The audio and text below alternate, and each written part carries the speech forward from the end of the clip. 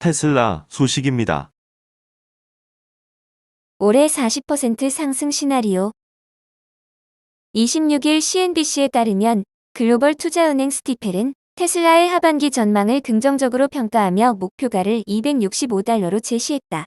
이는 테슬라가 향후 40% 가까이 급등할 수 있음을 시사한다. 이날 스티펠은 고객들에게 보낸 서한에서 테슬라가 올해 초부터 부진한 주가 흐름을 이어갔지만 하반기에는 상황이 반전될 것이라고 설명했다.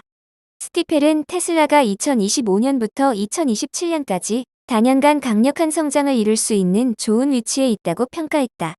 또한 모델 3과 모델 Y 리모델링으로 단기적인 전기차 판매가 늘어날 것으로 전망했다. 스티펠은 테슬라의 완전 자율주행과 로보택시 프로젝트에도 주목했다. 테슬라가 해당 프로젝트를 통해 판매와 라이선스 부문에서 잠재적인 가치를 창출해낼 것이라며 주가에도 긍정적으로 반영될 것으로 내다봤다. 다만 테슬라가 부진한 1분기 실적, 전기차 보급 확대 과제, 미국 대통령 선거 불확실성 등의 잠재적인 리스크에 시달릴 가능성도 있다고 덧붙였다. 앞서 글로벌 투자은행 웨드부시도 지난 23일 테슬라의 투자 의견을 시장 수익률 상회로 제시하며 테슬라를 둘러싼 대부분의 리스크가 해소됐다고 강조한 바 있다. 웨드부시는 올해 8월 예정된 로보택시 행사가 테슬라 주가의 대형 호재가 될 것으로 예상하며 테슬라가 인공지능과 로보택시 기대감에 힘입어 향후 시가총액 1조 달러를 돌파할 것으로 전망했다. 이는 테슬라 주가가 향후 100% 가까이 급등할 수 있음을 시사한다. 이날 테슬라는 전장 대비 4.81% 급등한 $196.37에 마감하며 4개월 만에 최고치를 기록했다. 마이크로소프트 소식입니다. EU, 팀스 끼워 팔기 독금법 위반. 유럽위원회는 마이크로소프트가 팀스를 오피스 365와 마이크로소프트 365에 끼워 팔기를 하는 현 상황이 독점금지법을 위반하고 있다는 예비 견해를 마이크로소프트에 통보했다고 발표했다. 마이크로소프트는 워드와 엑셀 등 오피스 제품 구독 서비스인 마이크로소프트 365의 메시징 서비스 팀스도 포함하고 있다.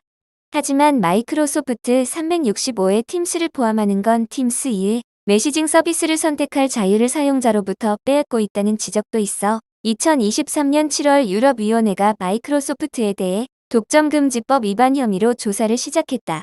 6월 25일 유럽위원회는 마이크로소프트가 독점금지법을 위반하고 있다는 예비 견해를 마이크로소프트에 통보했다고 발표했다.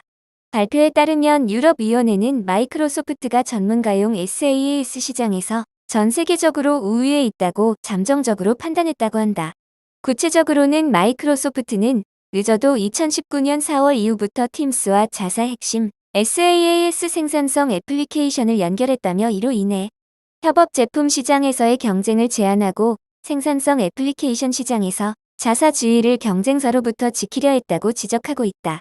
또 유럽위원회는 마이크로소프트는 마이크로소프트 365를 계약하는 사용자에게 팀스를 이용할지 말지의 선택권을 주지 않았다며 이로 인해 팀스의 유통상 우위성이 부여됐고 팀스와 경쟁하는 앱과 마이크로소프트 제품 간 상호 응용성에 제한을 둬 팀스의 우위성을 강화했다고 밝혔다.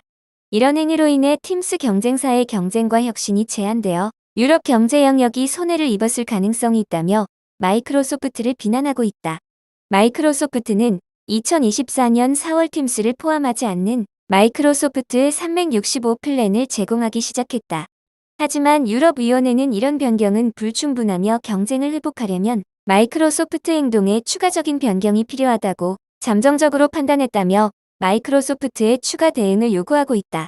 한편 이번 발표는 예비 견해 단계지만 마이크로소프트의 독점금지법 위반이 최종적으로 인정된다면 마이크로소프트는 전 세계 연간 매출 최대 10%에 해당하는 벌금을 부과받게 된다. 아마존 소식입니다. 시총 $2조 돌파. 미 기업 5번째.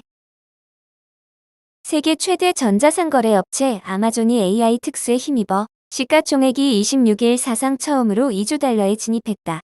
이날 뉴욕 증시에서 아마존 주가는 전날보다 3.9% 오른 $193.61에 거래를 마쳤다.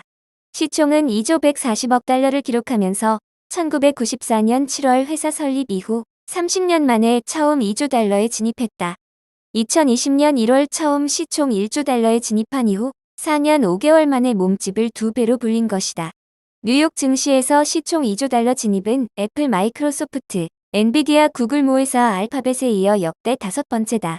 지난해 말 151.94달러였던 아마존 주가는 올 들어 꾸준히 상승세를 이어가며 25% 이상 올랐다. 아마존은 오즈를 중심으로 AI 사업을 벌이고 있다.